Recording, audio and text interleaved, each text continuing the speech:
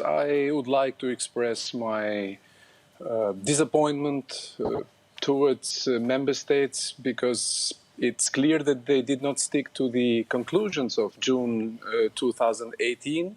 It has been in this council where the path towards accession talks for Albania and North Macedonia has been ensured, according to which June 2019 would have been the moment to set the date for the start of the accession negotiations. It is clear that the position of a few member states is getting colder, if not hostile, for internal reasons in relation to the enlargement process. On the other hand, I would like to believe that we will continue here in Albania with the reform process, will not lose patience, and especially we will be focusing much more efforts in areas related to the rule of law, to the organized crime, to the continuation of judicial reform, and what is more and more important nowadays, we need also to overcome the political differences in order to ensure a conducive political environment for the EU accession process of Albania. Well, let's take the argument of France, for example. They'd say the European Union needs to be stronger before it can take on any new challenges, and they would raise concerns about the rule of law in Albania. How would you respond to that?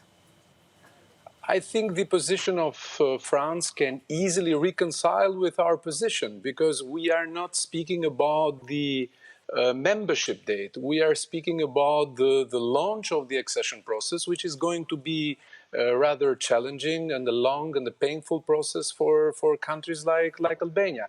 So it's true that the quality of democracy and the rule of law in Albania and in other aspirant countries is well short of EU. But on the other hand, the membership talks are the only tool, the only vehicle in order to improve our standards. And in this process, I believe both the position of France and Albania in this context can be reconciled. You talk about it being a painful process. It's been the subject of a lot of these protests and demonstrations that we've seen in Albania.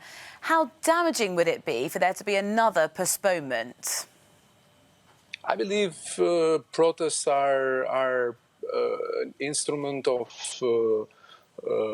expression of democracy. In some cases, we see protests also in other parts of Europe.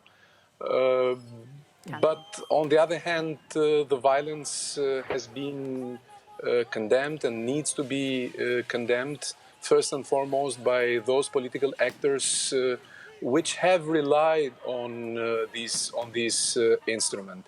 I believe it's a matter of priority for all political forces in Albania to show responsibility, because when we speak about EU accession process, it's a question of national priority, and only by ensuring a conducive political environment we will be able to achieve this goal, hopefully this autumn.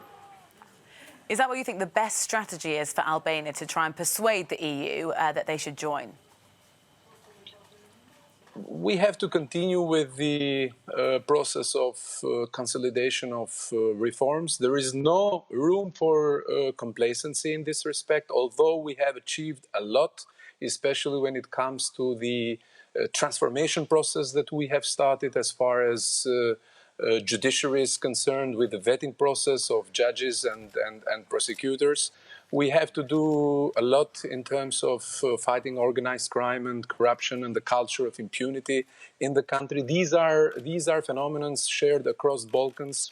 We see these phenomena, unfortunately, also in few new, not so anymore new member states in Europe.